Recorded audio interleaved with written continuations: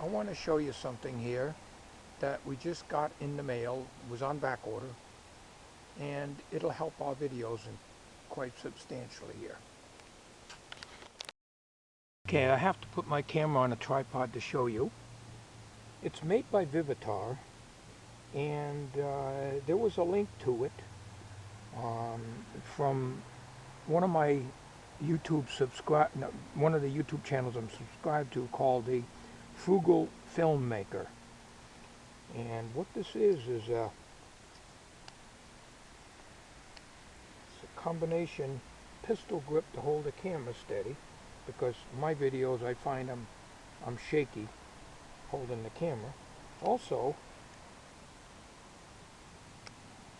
a tripod, little table pod like, which will come in very handy. I was thinking of making something, but this is a lot better. It was on sale for like, I think, $5.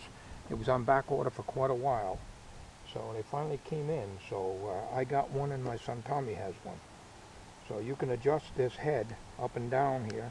It's got the 1/4 thread in here, and you can close these ears down, and you can put your camera on that, and it'll give you a much more stable video than trying to hold the camera like I usually do when I end up shaking like this.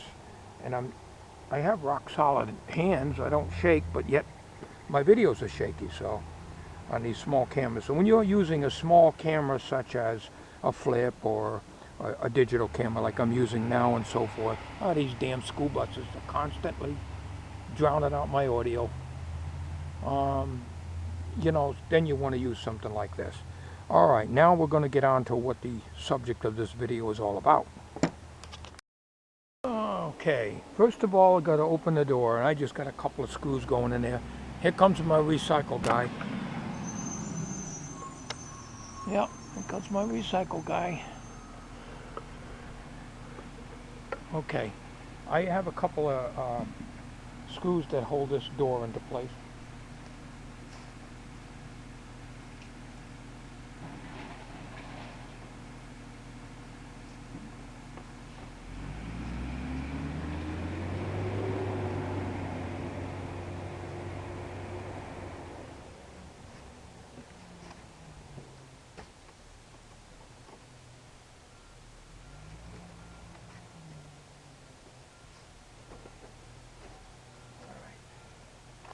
Now, I pumped these tires up yesterday before I cut the grass, and I'll guarantee you the weight is back on those blocks again. So I'm going to pump them up.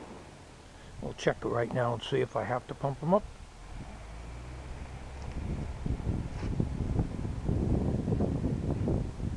No, the blocks are loose. I can still remove it. Okay, we're going to stop the video at this time.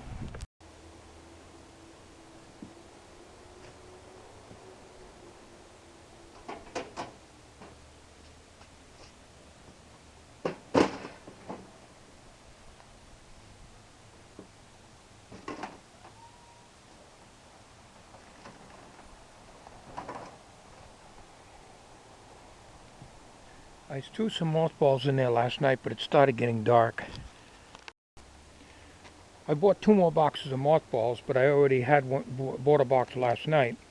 And today, when I went to the dollar store, I also bought sink strainer or something like that. I was looking for those hair nets, and the reason I want to use that is to get these mothballs to stay up on the engine. You just put them in there, and they're just going to roll around. So right now I just took them and laid them up here. That's not going to do anything. You need to get them up onto the fins. So this is the box of mothballs here. So what I'm going to do, before I do, you can see I wiped everything down the other day, and there's oil, but it's not coming from here. No, it's not leaking out of here. Coming from the bottom of the engine. Is still the block and the pan, or the sump, or whatever you want to call it. You know, you can't get up underneath there to tighten that up. So there is a little oil loss there, but I keep an eye on it, so I'm not going to worry too much about it. But over here, you got to see where I got to get that those mothballs to sit up there, and I also have to be able to pull that thing out. Now, during the winter, there's going to be a problem because these things are going to evaporate. This whole thing will be covered with snow, and I won't be able to get at it. And that's where the problem's going to be. But we'll worry about that when the winter time comes. Tell you why I made it this way. The reason because I didn't have enough wood, I spaced them out. But the real reason for doing this is the mice won't chew into this to get in here. They'll come up through the bottom. So that's why I did that. See, there's no holes anywhere in the tarpaulin. But if I made this floor solid, the mice would just chew through the tarpaulin. That's all there is in here is tarpaulin. There is no wood on this thing. In order for me to cover this with plywood, well, that would represent a lot of plywood because there hasn't been any plywood in the bargain bin lately. And then I'd have to shingle the roof and everything, and I don't want to be doing all that. So for that reason, that's why the floor is like it is. Plus all the crap from the mower and everything can just fall right through and down onto the ground. I don't have to worry about sweeping it out, really. Isn't this cute? Oh, little socks. Perfect. So I dropped the mothballs in there. I'll take this one here. They're already starting to evaporate a little. And we'll put a few of them in there, and we'll shove the whole bag up in there with this end hanging out so I can just pull it out. Now, when the balls are gone, the mice will play. And they'll probably use this as nesting material, which won't be too good. Now, these I bought last night at Walmart, but I did buy some more at the dollar store.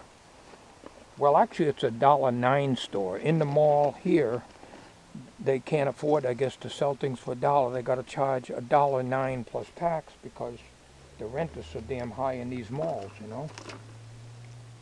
But whatever. I want to tell you something. It wasn't easy getting these. It wasn't easy extracting balls off of all these little tiny moths. You know, trying to keep the moths still so you can cut their balls off.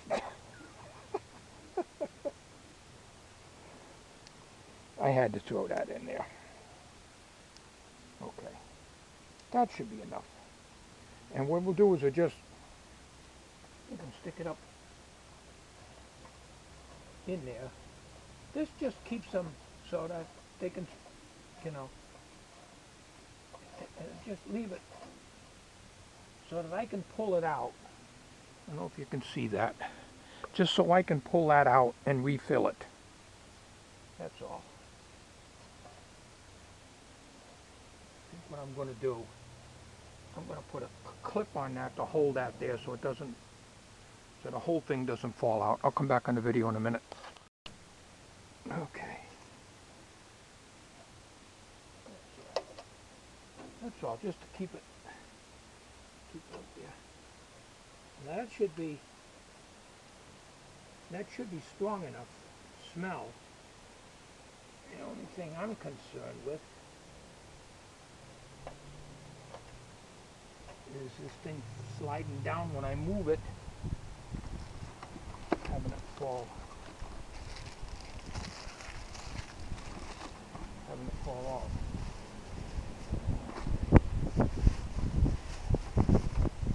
I'm going to put these mothballs into a Ziploc bag so they don't evaporate. That's the problem. You store these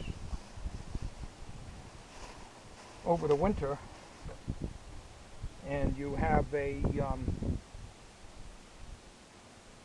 evaporation problems throughout the winter, and then first thing you know, you're not protected anymore, because once this thing's put away, as I said, she's in there for the year, and the snow is piled up there, and you know, you can't get at the tractor, so you're screwed. You're screwed, blued, and tattooed. Well, this is just a quick little video, nothing special, just to show you one of my methods of taking care of the mice problem, at least wise, when I'm able to get at the tractor and refill this as needed. I used to use a stuff called Mouse Magic. I think it's made by Bovine or some company like that. It's had good and bad reviews on it. Now, I've used it in my truck and it kept the mice out for a very long time, even when they were gone. The stuff, the smell was gone, I should say, and it worked really well. But that stuff is like $9–10 for a 4-pack. They come in these little cloth pouches, and it's I think it's spearmint and one other ingredient. I can't recall what it is, but anyways, they're nice smelling and they are quite strong, and it's kept the mice away from the engine of my truck for a very long time. Unlike mothballs, every time you use the truck, the mothballs are all evaporated from the heat of the engine. Here I didn't run it, so the engine is cold, and therefore these aren't going to evaporate that quick. And then, you know, being that there's stuff underneath here, there should be a good strong smell that should keep them out. You got to remember that there's no way I'm going to be able to close off that storage shed where this goes tight enough to keep a mouse out, unless I built it like my shed edition. A mouse can get into a hole as small as 1/2 inch, and if you have a gap 1/2 inch, a mouse can get through that. There has to be a small mouse, but it still can get through there. I use what they call hardware cloth. It's 1/4 inch, and there's no way in hell a mouse is going to get into a 1/4 inch hardware cloth, because I use it underneath the sinks and everything, because when they do a mobile home, they cut a hole this big to put a pipe that big through it. So they just take the skill saw and they go and chop big holes. So when we first got this mobile home, the first thing I did is go up underneath and put that hardware cloth all around the traps and everything else, because we used to have mice in the house. Ain't had any more since then, but they can get into a hole as small as a 1/2 inch. So there's no way I'd be able to mouse-proof that shed unless I built it all out of wood and put a regular door on it, not this thing that I removed with the screws.